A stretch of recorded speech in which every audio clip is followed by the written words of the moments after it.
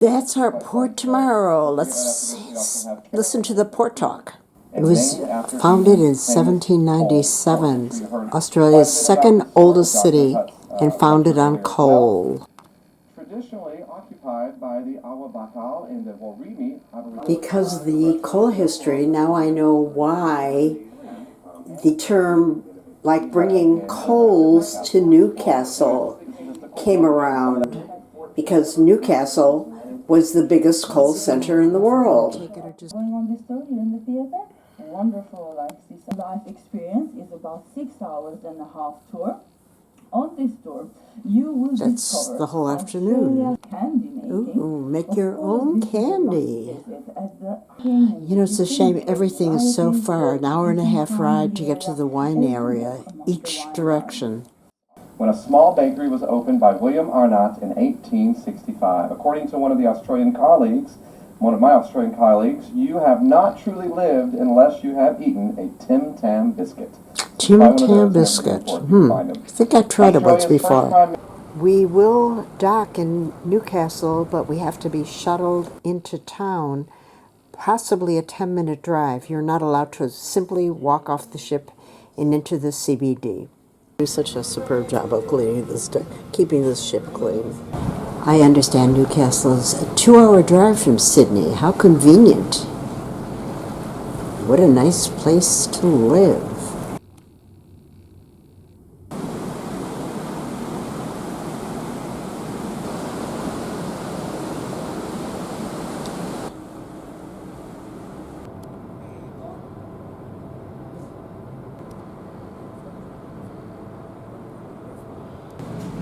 No wonder you can't walk to town from here. It's like zilch. We have a little stairway for the excursions today.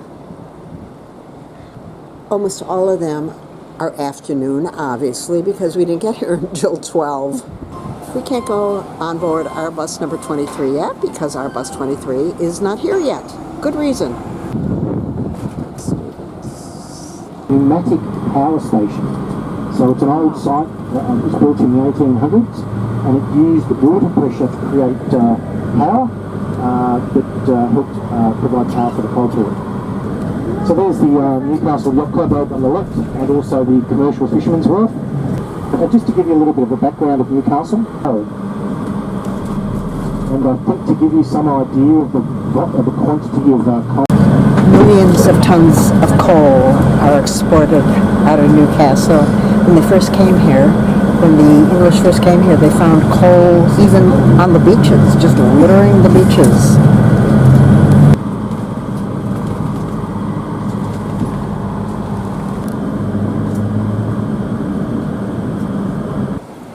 This is called the Shortland Esplanade. And I think he said Nobby's Creek or Nobby's something.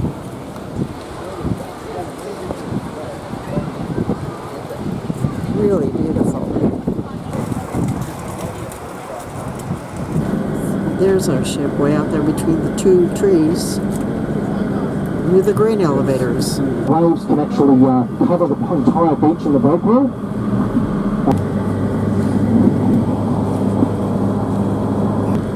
It's called the Bather's Walk or Bather's Way, past the power station. This is the second oldest bars in Newcastle. The oldest bars we're not going to be able to get access to. It's actually been shut down for restoration and renovation.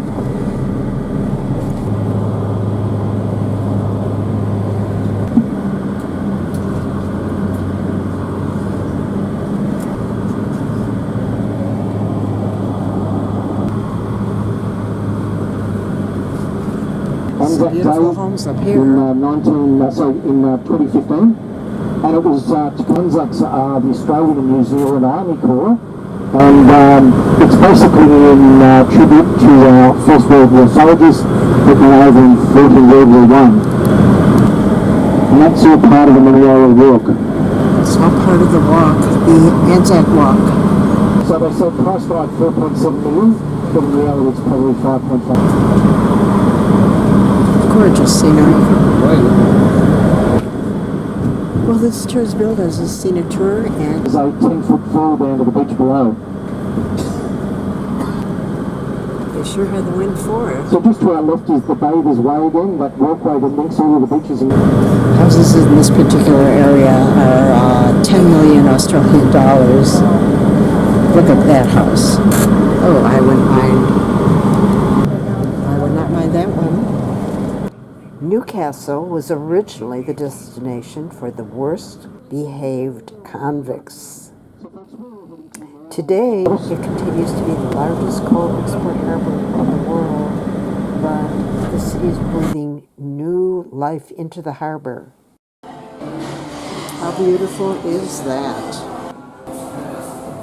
Over there is one of their baths, which Australia is known for. I was hoping to see the buggy baths, the one built by the convicts for, was it the governor? Somebody, out of Iraq, but the buses can't get down there and also can't get to a stopping point for good photos.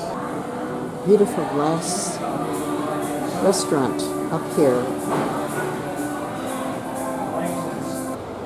There's a roost site right out there where you can see, not that I can see them, a sooty oyster catcher, threatened species, an eastern reef egret, and crested tern.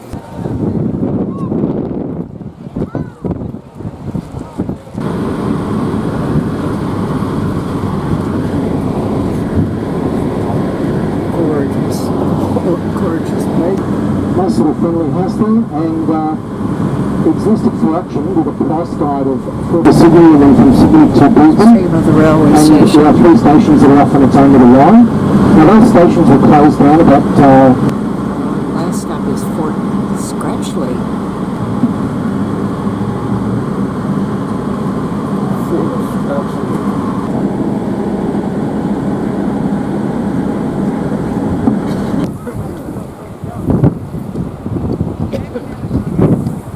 The tallest sand dune out there is 100 feet tall. And our bus driver said he takes 4-wheel drive tours during the summertime with groups. It surrounds the fort. The sand dunes run for 30 kilometers. But you can't get access to the It's coming out here just to fight off the Indians in case they try to come across the moat. You can sort of see where the sand dunes started creating. That's a master gunner's cottage. Everything is closed. Master said one of these 2-level houses down there actually has some levels on the inside. They're like half stories.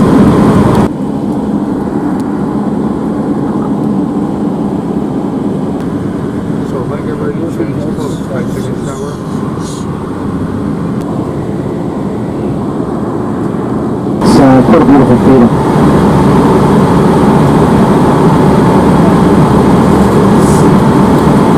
I have all these reflections.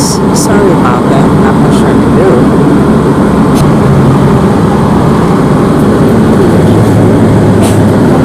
Just to the left of the historical rail layouts of Newcastle that have all been turned into different things. So one of them is a museum, another one is a gymnasium.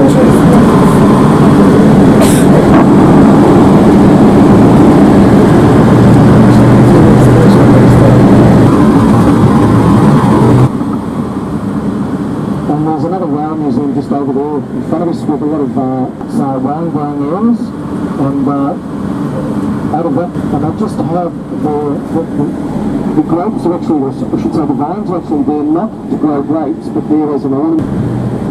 A little contrast between the new Newcastle and then down here on this left-hand side. But they haven't told us exactly what they're going to do with it.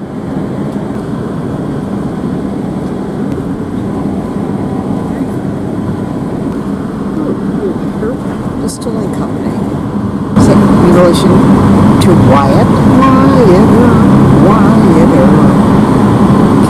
the Royal Frontier. I am a font of trivia garbage.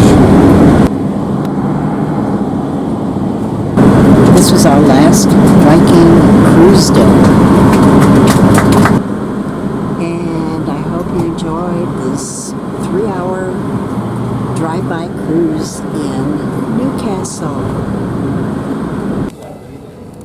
Here is to the end of a wonderful first cruise. And now we're going to mosey along to cruise number 2 in this very, very long trip. I think possibly it's only the 3rd time in our entire marriage that we've taken a 1-month trip. Salute.